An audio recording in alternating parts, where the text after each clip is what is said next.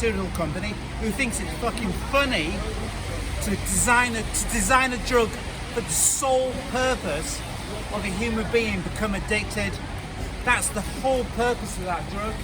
And these are the same companies that designed heroin as well. Because let's not forget, heroin is a patented company product name.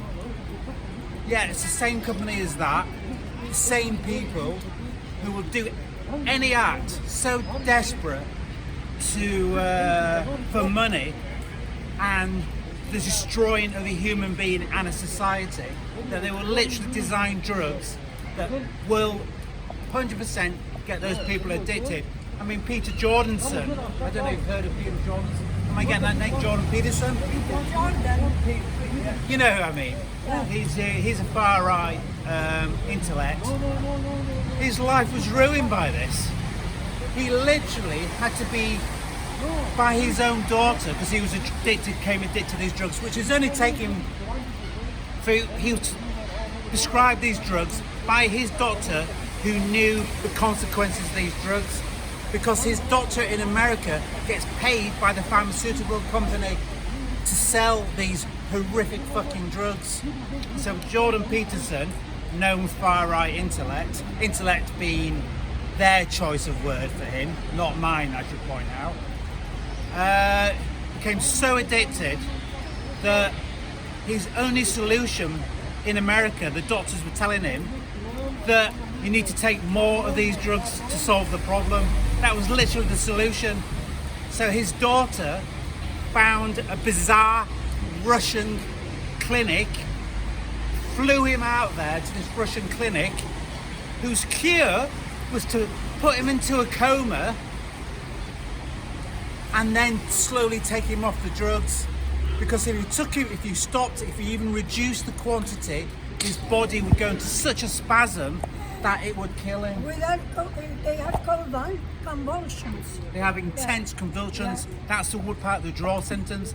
It isn't just a matter of thinking, oh, I just need to dominate this fucking drug before it dominates me. That is easy. It has nothing to do with that. It is a physiological addiction.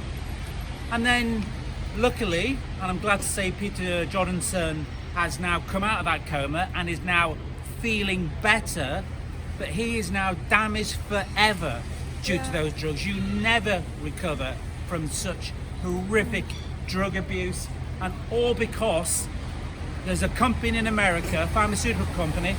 Which company was it again? Sacklers, who, by the way, sponsored the art galleries in this country. So I think it's Tate London and other art galleries.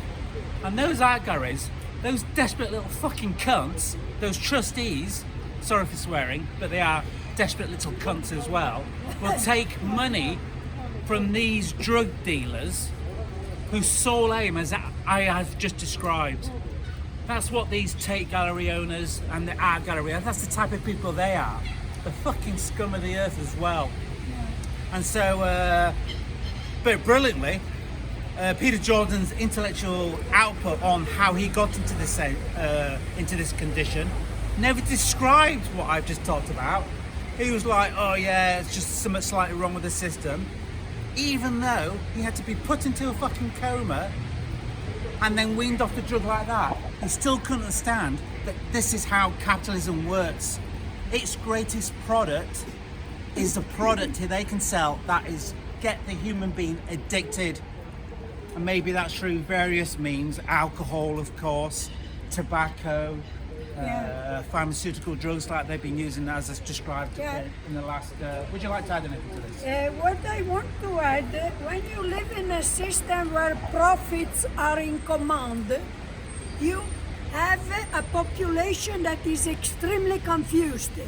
How many people here, just in the park, because park is a microcosm of humanity. You have every race, every religion, every type of mentality. You have business people, rich people, very, very dirt poor people, middle class, lower middle class. So you can understand humanity when you come on a Sunday here in the park. How mentality is programmed by super wealth. Super wealth program us in a certain way. And what I was challenging here in the park were a number of people that comes here and make a big issue of slamdemic. Slamdemic is slam, you know, when you slander somebody. So slamdemic or so-called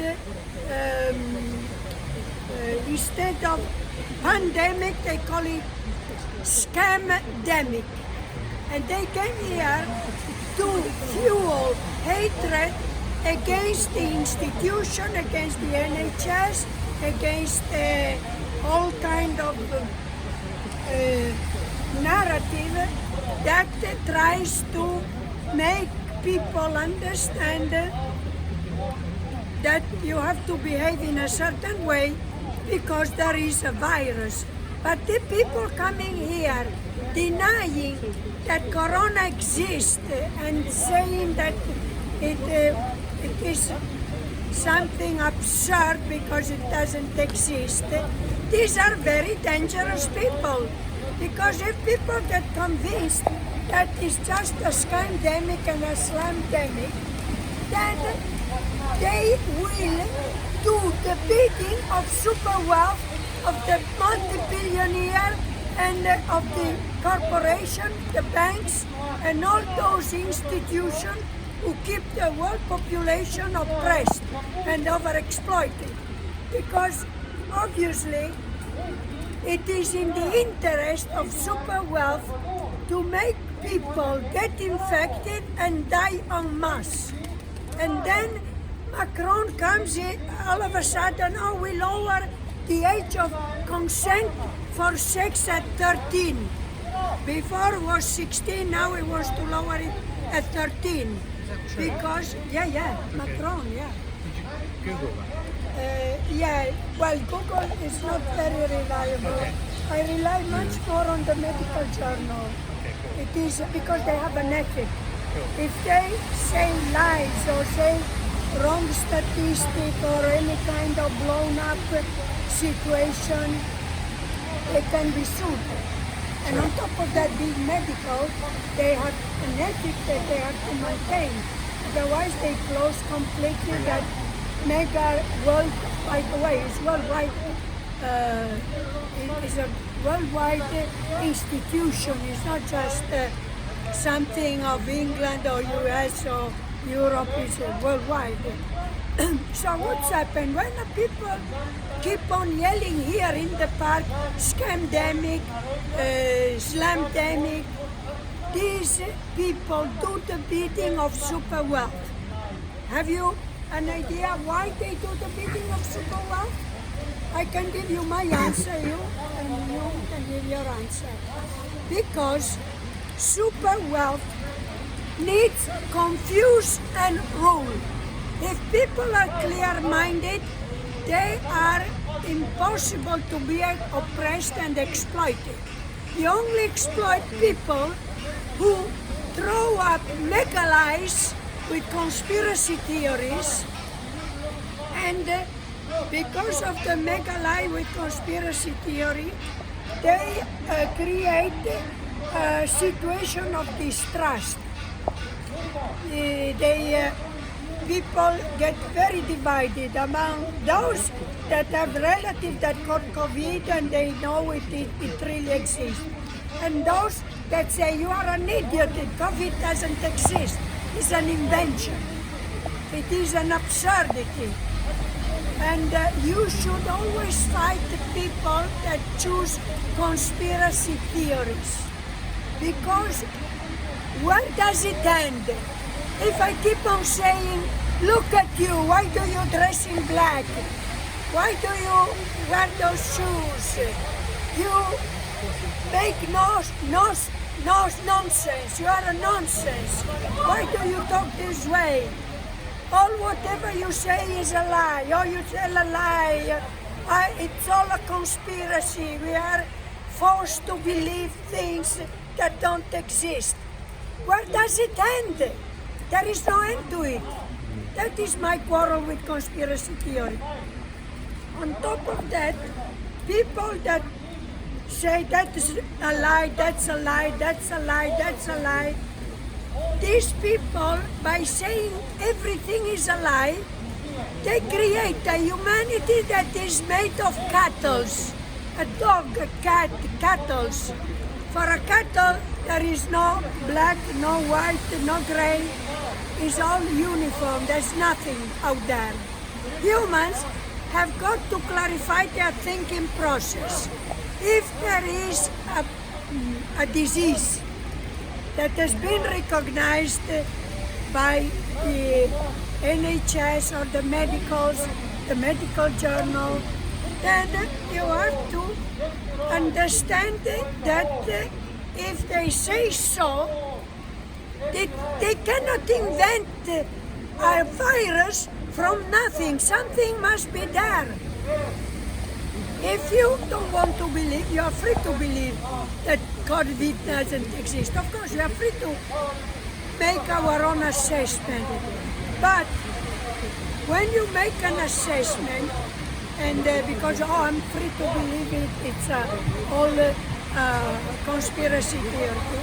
If you say I protect my decision to say that is only a scandemic and doesn't exist, then you have to still face the reality of people dying. But they say that people don't know, the people don't die. It's not true. You make the bidding of the super multi-billionaires when you say it is a conspiracy theory. If everything is false, nothing is what we hear from the news, from the media, from other people, from the computer, from the internet is all false, then what is the point to engage in a conversation and a debate? There's nothing to say, nothing to talk.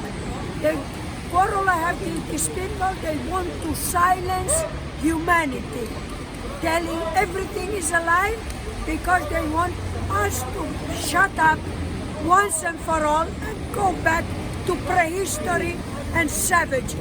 That's all they want. Thank you very much. Long live Gaza. All you see is war every time you turn your head at night. There's bloodshed on the floor.